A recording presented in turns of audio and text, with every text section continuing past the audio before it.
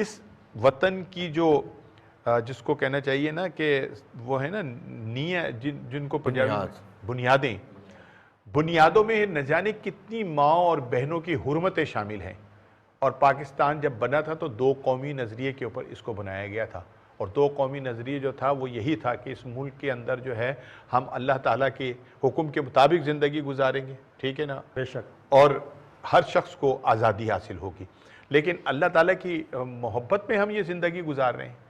ہم نے تو وہاں سے ملک کو اس لیے حاصل کیا تھا کہ وہاں کے بنیے, وہاں کے سکھ, وہاں کے شودر, وہاں کے کمینے لوگ جو ہیں وہ ہماری ماؤں بہنوں کے اوپر گندی نظر نہ ڈالیں, ان کی ناپاک نظریں جو ہیں وہ ہماری بہنوں کے وجود کے اوپر نہ ہو. بے شک, ہم اپنی بہنوں کا مذاق بنا رہے ہیں یار, ہم ان کا تمسخر اڑا رہے ہیں, ہم ان کو ذلیل و خوار کر رہے ہیں سڑکوں پر. پاکستان بننے کا مطلب یہ ہرگز نہیں تھا. جناب پیر عرفان الہی قادری صاحب, جی کیا فرمائیے گا آپ؟ بالکل, دیکھیں جی, ملک کی قدر تو ان لوگوں سے پوچھیے جن کے پاس ملک نہیں ہے.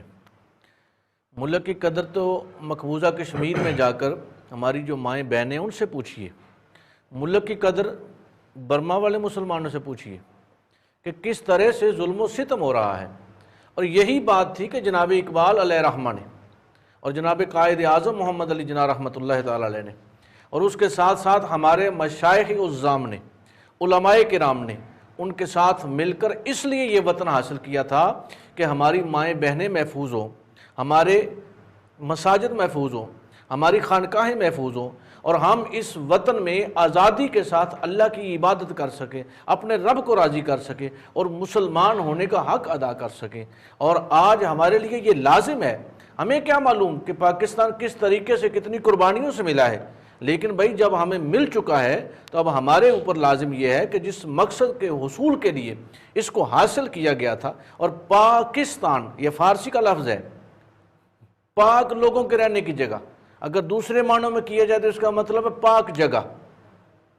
تو جب پاک جگہ ہے اور ریاست مدینہ, اور آج کے دور میں تو ہمارے وزیر اعظم صاحب بھی ریاست مدینہ کی بات کرتے ہیں,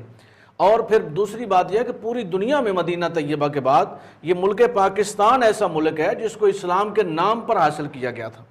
اور اس لیے حاصل کیا گیا تھا کہ یہاں اسلامی قوانین کو رائج کیا جائے اور لوگ صحیح معنوں میں دیکھیں. سرکار دو عالم صلی اللہ تعالیٰ علیہ وآلہ وسلم نے مکہ المکرمہ جیسے عظیم شہر سے ہجرت کی, جسے قرآن کہتے ہیں برکت والا شہر ہے. ہجرت کیوں کی؟ ایسی ایک اسلامی ریاست بنائی جائے, ایسا ایک نظام قائم کیا جائے کہ جس کے اندر مسلمان صحیح معنوں میں اسلام کی ترویج و اشاعت کر سکیں, اسلام کے مطابق اپنی زندگیوں کو گزار سکیں. تو مدینہ طیبہ کے بعد یہ ملک پاکستان جو حاصل کیا گیا یہ سرکار دو عالم صلی اللہ علیہ وسلم کی عطا تھی, اور اس کو حاصل کیا گیا اور بنانے کا مقصد صرف یہی تھا کہ یہاں مسلمان جو رہیں, عورتیں رہیں, باحیا رہیں, اور جو لوگ رہنے والے ہیں وہ بھی اپنی زندگی اسلام کے مطابق گزاریں. آج دیکھیں اس بات میں تو کوئی کمی نہیں کہ مسجدوں کے میناروں سے گونج آ رہی ہے اذانوں کی, اس بات میں تو کوئی کمی نہیں کہ مساجد کے منبر پہ